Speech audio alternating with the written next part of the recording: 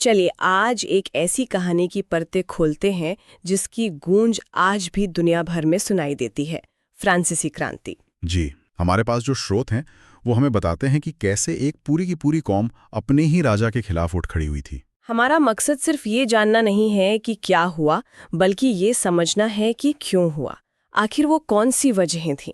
और कहानी की शुरुआत करें तो एक धमाके से करते हैं। तारीख थी 14 जुलाई 1789। हाँ, पेरिस की सड़कों पर एक अजीब सा खौफ था। अफवाहें उड़ रही थीं कि राजा लुई 16 अपनी सेना को शहर में बुला रहा है, आम नागरिकों पर गोलियां चलाने के लिए।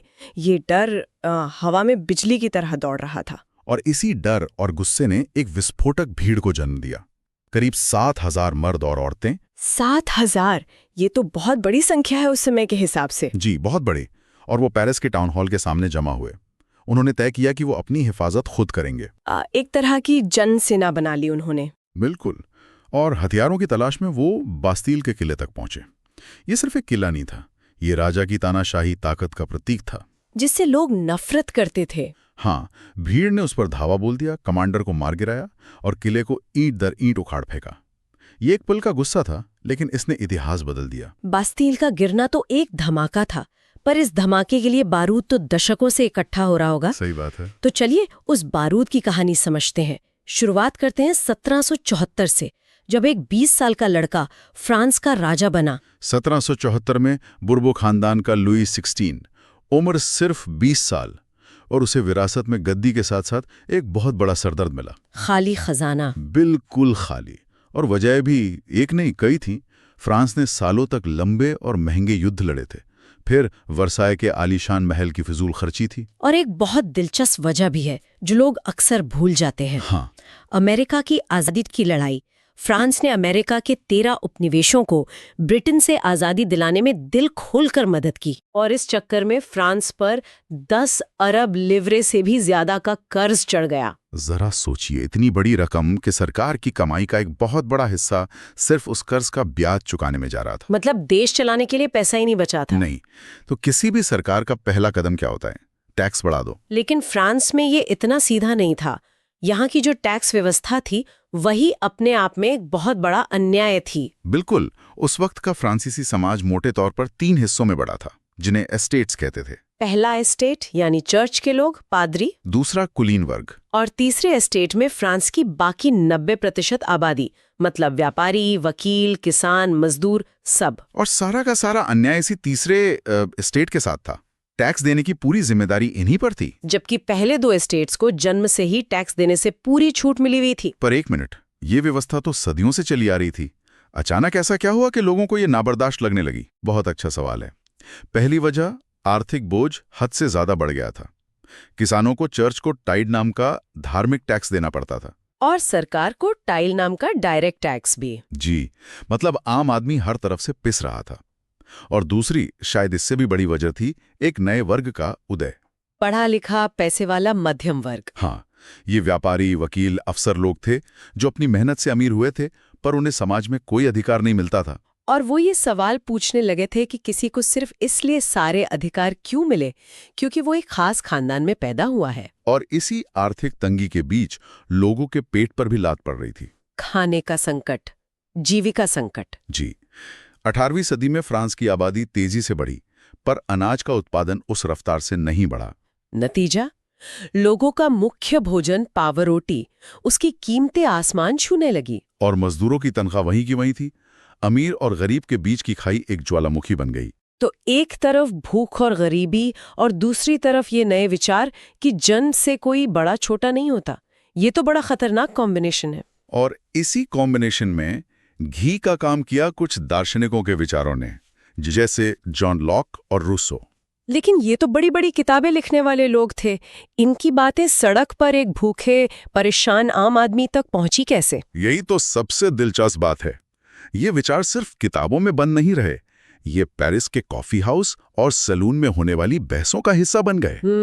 लोग अखबारों में, पर्चों में पढ़ते थे और फिर एक दूसरे को सुनाते थे। बिल्कुल। और जब एक भूखा इंसान सुनता है कि सरकार का मतलब राजा की मर्जी नहीं बल्कि एक सामाजिक अनुबंध है, तो उसे अपनी मुश्किलों की वजह समझ आने लगती है। उसे एक उम्मीद नजर आती है। हाँ, इन विचारों ने लोगों के गुस्से को एक दिशा दे दी।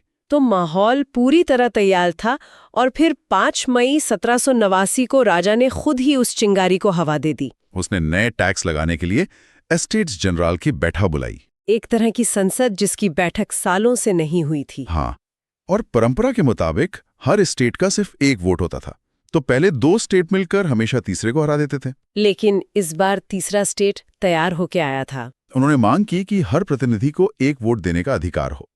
ये एक क्रांतिकारी मांग थी। और जाहिर है राजा ने ये मांग ठुकरा दी। बिल्कुल, और जैसे ही राजा ने मना किया, तीसरे स्टेट के सारे प्रतिनिधि गुस्से में हॉल से बाहर निकल गए। और यहीं से वो मशहूर टेनिस कोर्ट की शपथ वाली घटना हुई। जी, 20 जून को ये सारे प्रतिनिधि पास के एक इंडोर टेनिस कोर्ट में जमा हुए।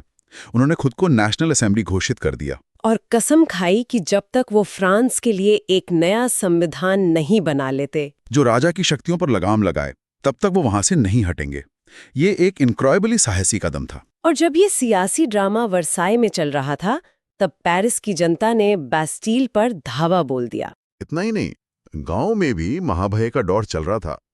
अफवाह फैल गई कि जमींदारों ने लुटेरे बुलाए हैं। तो किसानों ने जमींदारों के किलों पर हमला कर दिया, अनाज लूट लिया और लगान के सारे रिकॉर्ड जला दिए। इस चौतरफा दबाव के सामने लुई 16 टूट गया। उसे नेशनल असेंबली को मान्यता देनी पड़ी।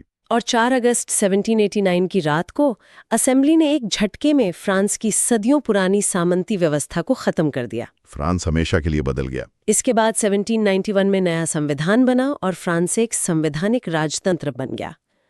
मतलब राजा तो है, पर कानून से ऊपर नहीं है। हाँ, लेकिन यहाँ एक पेच था।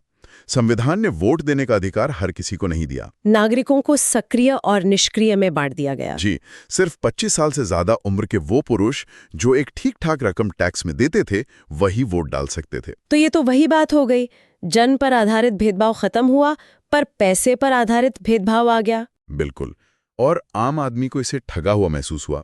इसीलिए ये व्यवस्था भी ज्यादा दिन नहीं चली। ऊपर से राजा लुई 16 भी दिल से इस बदलाव को कबूल नहीं कर पा रहा था। वो चोरी छुपे दूसरे राजाओं से मदद मांग रहा था।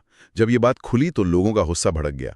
और फिर अप्रैल 1792 में नेशनल असेंबली ने ऑस्ट्रिया और प्रशा के खिलाफ युद्ध का ऐलान कर दिया। इस युद्ध ने जैकोबिन क्लब जैसे कट्टरपंथी समूहों को ताकतवर बना दिया, जिनके नेता थे मैक्सिमिलियन रोबेस्पियर। ये कौन लोग थे? ये समाज के वो लोग थे जिन्हें 1791 के संविधान से कुछ खास नहीं मिला था। छोटे दुकानदार, कारीगर, दिहाड़ी मजदूर। उन्होंने खुद को सॉन्ग कुलात कहना शुरू किया, मतलब बिना घुटने वाले। हाँ, अमीरों से खुद को अलग दिखाने का एक तरीका। और वो आज़ादी के प्रतीक के तौर पर लाल टोपी लगाते थे। और 10 अगस्त 1792 को उन्होंने राजा के महल पर धावा बोल दिया। गार्ड्स को मार डाला और राजा को बंधक बना लिया। इसके बाद राजतंत्र का बचना नामुमकिन था। द्रोह के आरोप में गिलोटिन से मौत की सजा दे दी गई। हजारों लोगों की भीड़ के सामने राजा की मौत, गणतंत्र की स्थापना। इसके बाद तो फ्रांस में स्थिरता आ जानी चाहिए थी। इसके ठीक उल्टा हुआ।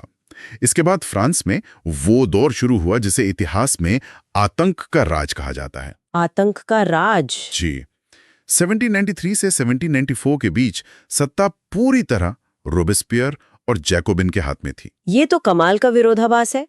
मतलब जो आदमी आजादी के नाम पर सत्ता में आया, उसी ने आतंक फैला दिया। रोबेस्पियर का मानना था कि एक गुणों का गणतंत्र बनाने के लिए गणतंत्र के दुश्मनों को खत्म करना जरूरी है। और उसकी नजर में दुश्मन कोई भी हो सकता था। कोई भी? मतलब कुलीन, पादरी, दूसरी पार्टियों के नेता या खुद उसकी पार्टी का कोई सदस्य जो उसकी नीतियों से सहमत ना हो। शक के आधार पर हजारों लोगों को गिरफ्तार किया गया और बिना मुकदमा चलाए गिलोटीन पर चढ़ा दिया गया। उसने मजदूरी और कीमतों की सीमा तय कर दी, गोश्त और पावरोटी की राशनिंग कर दी।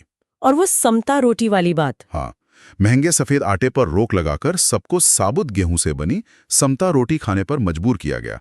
चर्चों को बंद करके दफ्तर बना दिया गया।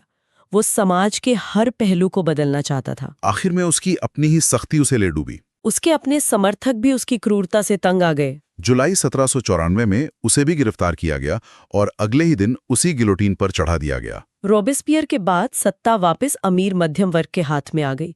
उन्होंने एक डायरेक्टरी का शासन लागू किया, पर यह सरकार भी बेहद अस्थिर थी। और इसी राजनीतिक अस्थिरता ने एक नौजवान और काबिल सैनिक जनरल के लिए रास्ता बनाया।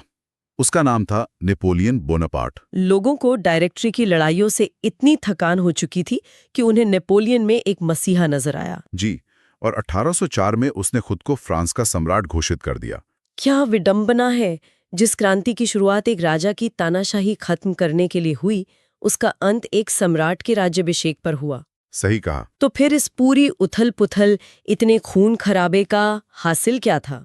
इसकी विरासत क्या है? अगर हम बड़ी तस्वीर देखें तो इस क्रांति ने दुनिया को 3 महान विचार दिए: स्वतंत्रता, समानता और बंधुत्व। ये विचार सिर्फ फ्रांस तक सीमित नहीं रहे। नहीं, ये पूरे यूरोप और फिर दुनिया भर में फैले। भारत में भी टीपू सुल्तान और राजा राम मोहन राय जैसे लोग इन विचारों से बहुत प्रभावित थे। और महिलाओं और गुलामों के जीवन पर इसका क्या असर हुआ? उन्हें तो अधिकार नहीं मिले थे। उनका संघर्ष लंबा था, पर क्रांति ने उस संघर्ष की नींव रखी। ओलम देगूस जैसी महिलाओं ने पहली बार महिलाओं के राजनीतिक अधिकारों की मांग की। हालांकि उन्हें इसकी कीमत अपनी जान देकर चुकानी पड़ी। जी, फ्रांस की महिलाओं को वोट का अधिकार तो 1946 में जाके मिला, पर इसकी लड़ाई क्रांति के दिनों में ही शुरू हो गई थी। और दास प्रथा? जैकोबिन शासन ने 1794 में उसे खत्म कर दिया था। हालांकि नेपोलियन ने उसे वापस शुरू कर दिया, लेकिन वो विचार जिंदा रहा और आखिरकार 1848 में दास प्रथा हमेशा के लिए खत्म कर दी गई। तो ये थी फ्रांस की क्रांति की कहानी। एक निरंकुश राजतंत्र से शुरू होकर गणतंत्र, आतंक का राज और फिर एक साम्राज्य तक का सफर। ये स्वतंत्रता और समानता तक पहुंचने का एक बेहद हिंसक और घुमावदार रास्ता था। और ये हमारे लिए एक बहुत ही महत्वपूर्ण सवाल छोड़ जाता है। स्रोत बताते हैं कि डायरेक्टरी की अस्थिरता से तंग आकर लोगों ने नेपोलियन जैसे तानाशाह का स्वागत किया। ये हमें सोचने पर मजबूर करता है, क्या हर बड़ी क्रांतिकारी उथल-पुथल के बाद जब व्यवस्था पूरी तरह टूट जाती है तो समाज स्थिरता के लिए इतना तरसने लगता है कि वो एक शक्तिशाली तानाशाही व्यक्ति